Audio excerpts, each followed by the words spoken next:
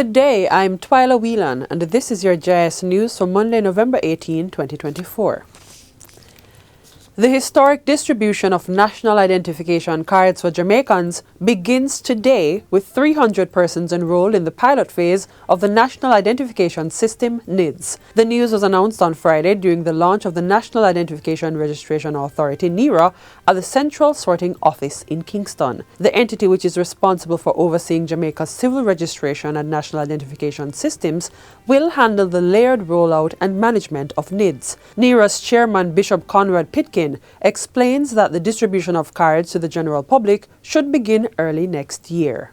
There are other persons who have indicated that we have in the system that they would like to have their national identification card, and then they will be next. As of January, when we have completed all those who have indicated and are in our system, we will open to the public. NIRA's chairman says all 24 NIDS enrollment centers should be ready by the middle of 2025. Thus far, he says contracts have been signed for the first 8 to be commissioned, and the authority is in the process of signing contracts for the other 15. And I'm pleased to announce today that there will be a mobile unit that will be put in place, and it will reach persons in the deep rural Jamaica. Bishop Pitkin adds that NIRA will be working with the Jamaica Council for Persons with Disabilities to ensure that the disabled community is served. Meanwhile, Prime Minister Dr. Andrew Holness is encouraging all Jamaicans to enroll for their NIDS card, reiterating that it eliminates the need for multiple forms of identification or verification.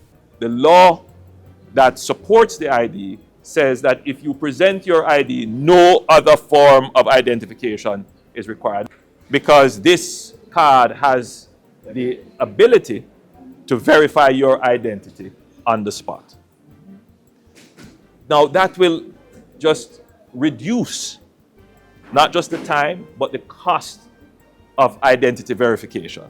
And that then puts Jamaica in another threshold of the digital society. He points out that the card is for Jamaicans of all ages.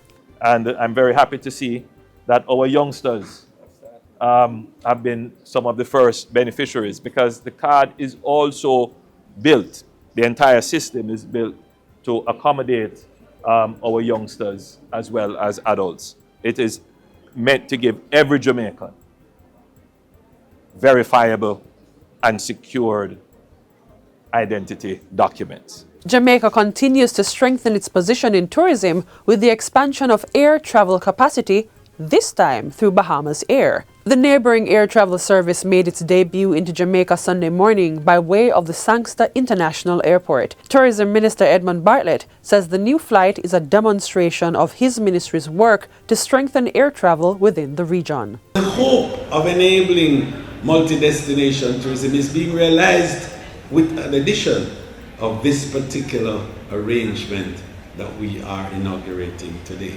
So I'm excited about the prospects of bringing the Caribbean closer together, but more importantly, connecting the Caribbean with the rest of the world. The new flight comes just about 24 hours after Avilo Airlines had its first international flight to Jamaica on Saturday. It carried over 150 passengers from Bradley International Airport in Hartford, Connecticut to the Sangster International Airport in Montego Bay. The new service will operate 2 days per week, with lifts on Wednesdays and Saturdays. Industry Minister Senator Aubin Hill has welcomed the inaugural export of locally produced medical-grade oxygen, which he says serves to expand Jamaica's role in regional healthcare. He was addressing the landmark shipment of the ISO-certified first tank with 16 tons of liquid medical-grade oxygen, which departed the island on November 9, destined for the Bahamas. It's being produced and exported by Massey Gas Products Jamaica under its IGL brand. Minister Hill says with this export, Jamaica strengthens its position as a reliable regional supplier and also reinforces the robust national capacity we've built to ensure continuous, high-quality oxygen supply, which is a necessity for patient care across the Caribbean. CEO of Massey Gas Products Jamaica, Peter Graham, says the milestone is a demonstrable step towards self-sufficiency in local oxygen production. A national drug research network will be established by the government as it takes further steps to tackle drug use and mental health disorders on the island. Minister of Health and Wellness Dr. Christopher Tufton announces that the body, which is to comprise members of academia and technical experts who can draft strategies to deal with the cross-cutting issues of drug misuse, will be in place soon. So the idea is to pull a team together and to interrogate the data, if you will, and from there develop particular strategies around intervention. We already have a strategy now, but it's good to update that process given the new information that we have. Dr. Tufton was delivering the main address during the recent press launch of the 2023 National Drug Prevalence Survey. The health minister says sustained public education campaigns will also be rolled out in short order to increase awareness on services and help people to understand the implications of drug use, particularly young people who are most vulnerable. We will pursue these efforts in earnest because we now have the information that gives us currency in terms of the claims that we make, and that's the great value of this study. It allows us now to move in a direction where we can quote local data, not just international data, and use that data in a more decisive way with greater conviction that our interventions are in the right place and are of the right mix to address the challenges that we face. And finally, high-risk prevalence patterns for alcohol, cannabis and tobacco use across several parishes is among the key findings of the 2023 National Drug Prevalence Study. The study, which investigated psychoactive substance use across Jamaica, found that alcohol prevalence in Trelawney, St. Ann and Kingston is significantly higher than the national average of 46.2%. Trelawney and Kingston also feature in the highest use of ganja. For ganja, significantly higher current use is evident in Kingston, 27%, Trelawney, 23%, and Clarendon, 21.8%, compared to other parishes and a national prevalence level of 17%. As it relates to the prevalence of tobacco or cigarette smoking, St. Andrew, Trelawney and St. Ann have the highest prevalence compared to other parishes and the overall national use of 11.8%.